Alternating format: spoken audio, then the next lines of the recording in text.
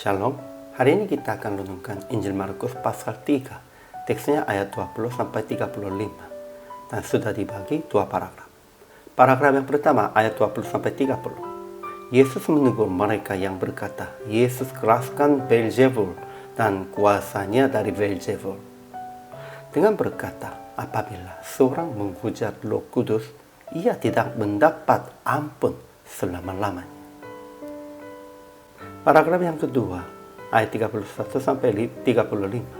Ketika ibu dan saudara-saudara datang supaya ketemu Yesus, ia berkata, barang siapa melakukan kehendak Allah, dialah saudaraku laki-laki, dialah saudaraku perempuan, dialah ibuku. Kesimpulannya, Yesus tetap sibuk sampai makan pun tidak dapat karena orang banyak. Tetapi ahli-ahli Taurat yang datang dari Yerusalem berkata, ia keraskan Beelzebul, dan dengan penghulu setan, ia mengusir setan.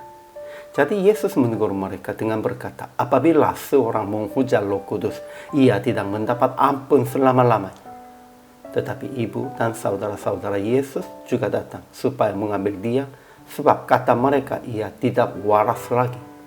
Namun Yesus berkata, barang siapa melakukan kehendak Allah, dialah saudaraku laki-laki, dialah saudaraku perempuan, dialah ibuku. Ajaran tentang Allahnya, pertama, Yesus berkuasa di atas segala roh jahat, Beelzebul. Jadi ia mengusir setan, bukan mengusir setan dengan kuasa Beelzebul. Kedua, semua hal yang Yesus lakukan itu bersama Roh Kudus. Ketiga, Yesus menerima semua orang yang melakukan kehendak Allah sebagai keluarganya. Ajaran tentang manusianya, pertama, orang banyak tetap mencari Yesus dan datang kepadanya dengan pengharapan penyembuh penyakit. Kedua, tetapi ahli-ahli Taurat yang datang dari Yerusalem melawan Yesus dengan berkata, ia keraskan Beelzebul, dengan penghulu setan, ia mengusir setan.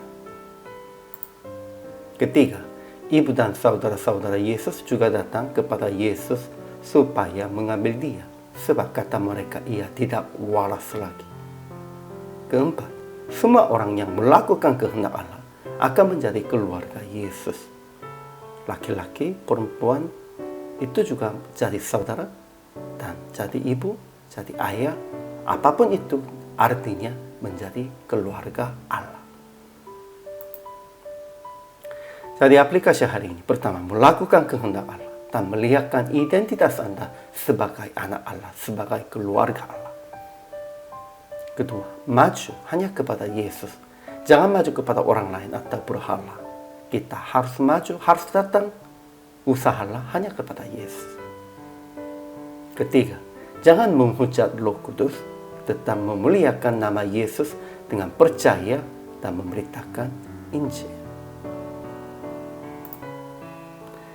Akhirnya PR praktik hari ini, renungkan firman supaya memahami kehendak Tuhan yang ia perintahkan kepada Anda untuk berbuat dalam hari ini.